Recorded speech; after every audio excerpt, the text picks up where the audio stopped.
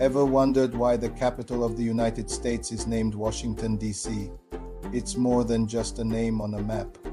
It's a tribute to a man who literally shaped a nation.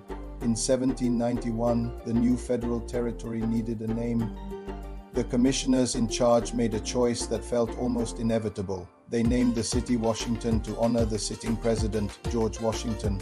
He was already seen as the father of his country, the indispensable leader who had guided them through revolution and was now building the foundations of a new government.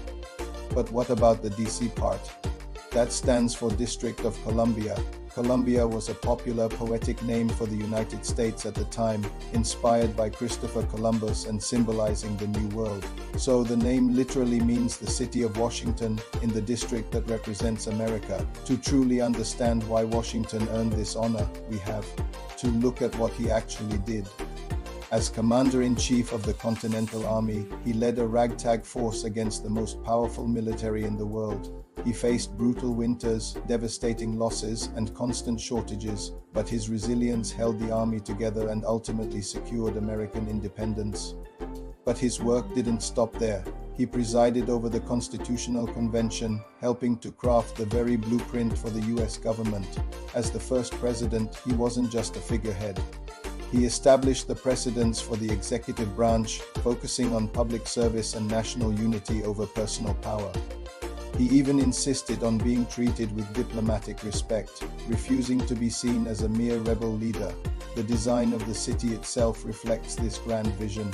French-American engineer Pierre L'Enfant created a layout with sweeping diagonal avenues intersecting a grid, placing the Capitol building and the president's house at key focal points, symbolizing the balance of power.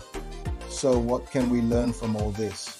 First, resilience. Washington taught us that setbacks and failures aren't the end. He learned from his defeats and kept pushing forward. Second, duty over title. He was more concerned with the work of leadership and serving the people than with the perks of the job. He famously stepped down after 2 terms, establishing the principle of a peaceful transfer of power. And finally, lifelong learning. He was a surveyor, a farmer, a general, and a statesman, constantly adapting and acquiring new knowledge. So the next time you hear Washington, D.C., remember it's not just a place. It's a monument to foundational leadership, a story of perseverance, and a reminder that true character is built not by victory alone, but by the dedication to serve a greater cause. Thanks for watching.